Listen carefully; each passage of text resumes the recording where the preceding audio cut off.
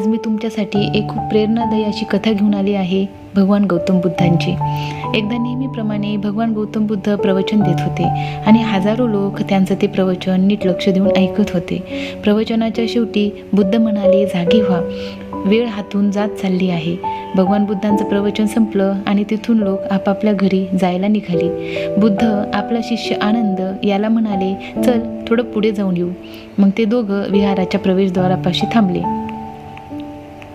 त्या गर्दीतून वाट काढत एक स्त्री बुद्धांसमोर आली आणि म्हणाली, मला तुमचे धन्यवाद द्यायचे आहेत। मी एक नर्तकी आहे आणि मला या शहरातल्या एका श्रीमंताच्या घरी मैफिलीसाठी जायचं होतं। मात्र तुमच्या प्रवचनात मी इतके गुंग झाले की मला वेळेचे भानच राहिले नाही। मात्र ज्या वेळेस तुम्ही म्हणालात की जागी व्हा, वेळ हातून जात चालली आहे, तेव्हा मला माझ्या त्या कार्यक्रमाची आठवण झाली आणि मी भानावर आले। आता मी कार्यक्रम करायला जात आहे, तुमचे धन्यवाद, असं म्हणून ती नर्तकी तिथून निघाली। तिच्या पाठोपाठ एक पुरुष बुद्धांच्या समोर उभा राहिला आणि म्हणाला की महाराज, मला तुम्हाला धन्यवाद द्यायचे आहेत। बुद्धांनी मंद हास्य करत विचारलं की मी असं काय केलं ज्यामुळे तू मला धन्यवाद देत आहेस? तो माणूस म्हणाला, मला तुमच्याशी खोटं बोलायचं नाहीये, मी एक दरोडेखोर आहे। मात्र तुमचं प्रवचन ऐकण्यासाठी मी थांबलो आणि मी त्या प्रवचनात इतका गुंग झालो, मी इथे एका घरावर दरोडा टाकण्यासाठी आलो आहे। जेव्हा तुम्ही म्हणालात की जागी व्हा, वेळ हातून जात चालली आहे, तेव्हा मी भानावर आलो आणि आता मी दरोडा टाकण्यासाठी जात आहे। तुमचे धन्यवाद बुद्ध, असं म्हणून तो दरोडेखोर गर्दीत नाहीसा झाला। त्यानंतर बुद्धांना एक वयोवृद्ध व्यक्ती काठी टेकत त्यांच्या दिशेने येताना पाहायला मिळाला। एव्हाना बुद्धांनी तो काय बोलणार हे ओळखले होते।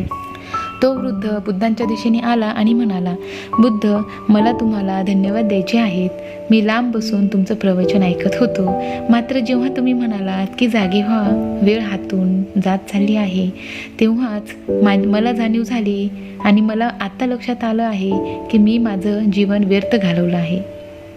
आता मला मोहमाया सोडून निर्वाणाच्या वाटेवर जायचं आहे। तुमचे धन्यवाद बुद्ध, असं म्हणून तो म्हातारा काठी टेकत टेकत तिथून निघाला। एव्हाना बुद्ध आणि आनंद याच्या चेहऱ्यावर एक हास्याची लकीर होती। बुद्ध आपला शिष्य आनंदाला म्हणाले, पहा आनंद, प्रवचन मी एकच दिलं, मात्र वेगवेगळ्या व्यक्तींनी आपापल्या सोयीनुसार त्याचा अर्थ काढला। जितकी ज्याची झोळी तितकंच दान त्याला मिळणार। अशाच प्रकारे निर्वाणाचं दान प्राप्त व्हायला त्या व्यक्तीची झोळीही तितकीच मजबूत असावी लागते। मात्र आत्मशुद्धीशिवाय, मनशुद्धीशिवाय निर्वाण नाही, हे नक्की।